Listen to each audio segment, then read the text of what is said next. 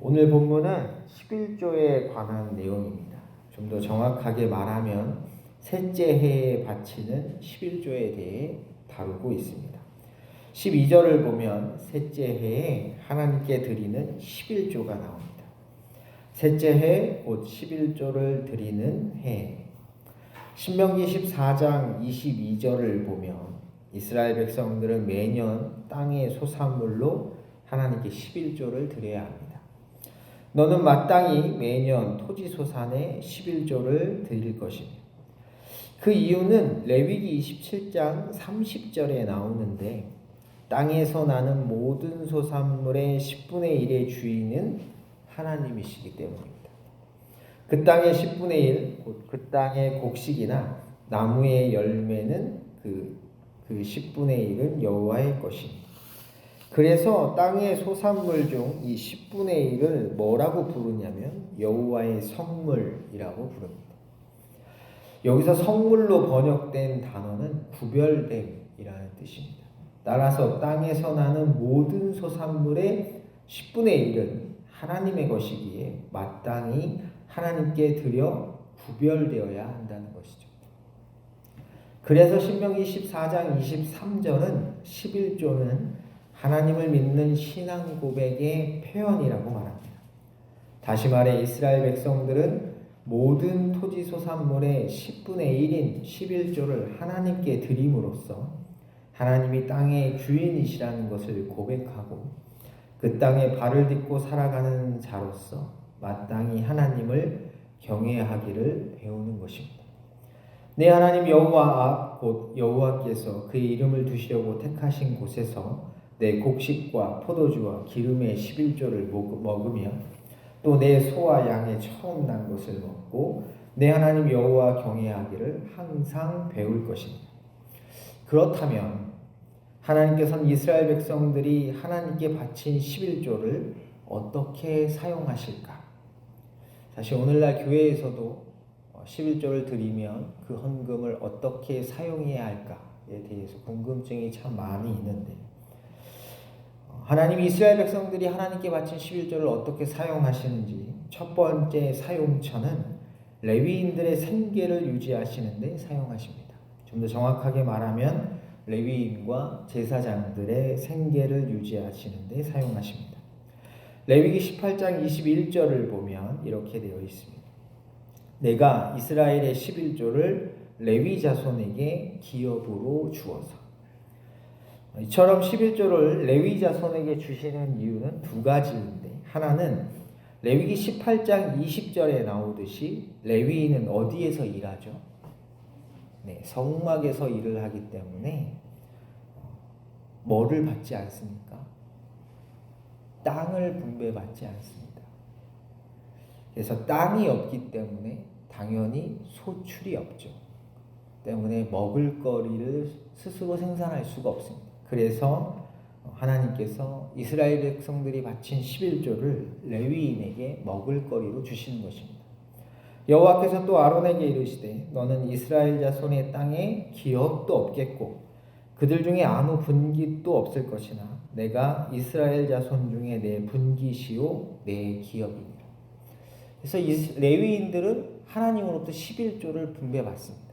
그러면 그 받은 것의 10분의 1을 냅니다. 레위인도. 그러면 그 레위인이 바친 11조를 하나님 누구에게 주시냐면 제사장에게 주시는 것입니다. 두 번째 이유는 레위기 18장 21절에 나오듯이 레위인들이 하나님의 집인 성막에서 일하기 때문에 그것에 대한 보수로 주시기 때문에 11조를 내는 것입니다. 내가 이스라엘의 11조를 레위 자손에게 기업으로 다 주어서 그들이 하는 일 곧 회막에서 하는 일을 감나니. 이스라엘 백성들이 하나님께 바친 11조의 두 번째 사용처는 신명기 14장 28절에 나옵니다. 신명기 14장 28절의 내용은 이렇습니다. 매 3년 끝에 그해 소산의 10분의 1을 다 내어 내 성읍에 저축하여 너희 중에 분깃이나 기업이 없는 레위인과 내 성중에 거류하는 객과 및 고아와 과부들이 와서 먹고 배부르게 하라. 이스라엘 백성들이 드리는 11조 중에서 3년째마다 드리는 11조는 따로 저축을 해야 합니다. 왜냐하면 나그네와 고아와 과부들을 구제하기 위해서죠. 따라서 이스라엘 백성들이 하나님께 바친 11조의 두 번째 사용처는 사회적으로 가난하고 힘이 없는 약자들의 구제하기 위함입니다. 오늘 본문의 내용도 바로 이것에 관한 내용이죠. 셋째 곧 11조를 드리는 해에 내 모든 소산의 11조 내기를 마친 후에 그것을 레위인과 객과 고아와 과부에게 주어 내 성읍 안에서 먹고 배부르게 하라. 근데 여러분, 레위인과 나그네와 고아와 과부의 공통점이 무엇인지 혹시 보이세요?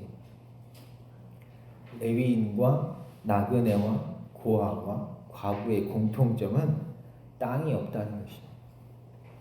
따라서 3년에 한 번씩 하나님께 드리는 11조로 이들을 구제해야 한다는 것의 의미는 이런 것입니다.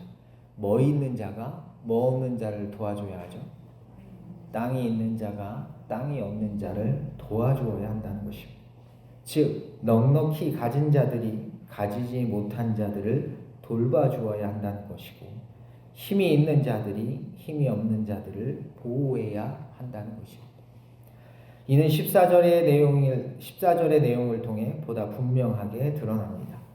14절을 보면 11조를 하나님께 드릴 때 어떻게 드렸는지를 고백하는 내용이 나옵니다. 내가 애곡하는 날에 이 성물을 먹지 아니하였고 부정한 몸으로 이를 떼어두지 아니하였고 죽은 자를 위하여 이를 쓰지 아니하였고. 이 말이 뜻하는 것이 정확하게 무엇인지에 대해 의견이 분분합니다. 하지만 그 핵심은 하나님의 성물인 11조를 자기 개인을 위해서 유용하지 않았다는 것입니다. 내 하나님 여호와의 말씀을 청종하여 주께서 내게 명령하신 대로 다 행하였사오니. 이처럼 땅이 있는 자들, 힘이 있는 자들, 넉넉히 가진 자들은 반드시 자신들이 가진 풍성한 소출을 자기 자신을 위해서 사용해서는 안 됩니다. 땅이 없어서 소출이 없는 자, 그래서 삶이 넉넉하지 못하여 사회적으로 보호받지 못하는 약자들을 위해서 베풀어야 하고 도와주어야 하며 보호해줘야 합니다. 그것이 바로 땅을 가진 자들에게 하나님께서 요구하시는 것이죠. 무엇보다도 중요한 것은 하나님께서는 우리가 그렇게 하는지를 하늘에서 보신다는 것입니다. 원하건대 주의 거룩한 처소 하늘에서 보시고. 이는 마태복음 25장 31절 이하에 기록된 예수님의 가르침에서도 분명하게 드러납니다. 마태복음 25장의 내용이 뭐냐면 예수님 마지막 날에 다시 오셔서 양과 염소를 나누신다는 내용입니다. 마태복음 25장 35절과 36절에 보면 영원한 아버지의 나라에 들어갈 자들이 누구인지가 나오는데 이렇습니다. 내가 줄일 때 너희가 먹을 것을 주었고 목마를 때 마시게 하였고 나그네 되었을 때 영접하였고 헐벗었을 때 옷을 입혔고 병들었을 때 돌보았고 옥에 갇혔을 때 와서 보았느니라. 그러니 너희는 영원한 아버지의 나라에 들어가라 라고 말씀하십니다. 그러자 그 사람들이 묻습니다. 주여, 우리가 어느 때에 주께서 줄이신 것을 보고 음식을 대접하였으며 목마르신 것을 보고 마시게 하였나이까? 어느 때에 나그네 되신 것을 보고 영접하였으며 헐벗으신 것을 보고 옷 입혔나이까? 어느 때에 병드신 것이나 옥에 갇히신 것을 보고 가서 배웠나이까? 자신들은 그렇게 한 적이 없다는 거예요. 예수님에게. 그랬더니 예수님이 이렇게 대답하시죠. 너희가 여기 내 형제 중에 지극히 작은 자 하나에게 한 것이 곧 내게 한 것이니. 반면 영원한 불에 떨어지는 자들은 그렇게 하지 못한 자들이죠. 가난한 자, 힘없는 자, 그래서 돌봄이 필요한 자들에게 나누어주고 먹이고 입히고 돌보는 것이 죽게 한 것이라고 말씀하십니다. 이 말씀을 꼭 기억하셔서 내게 주신 소출로 소출이 없는 자를 먹이시고 입히시고 돌보시기를 주님의 이름으로 간절히 축복합니다. 기도하겠습니다. 하나님 감사합니다.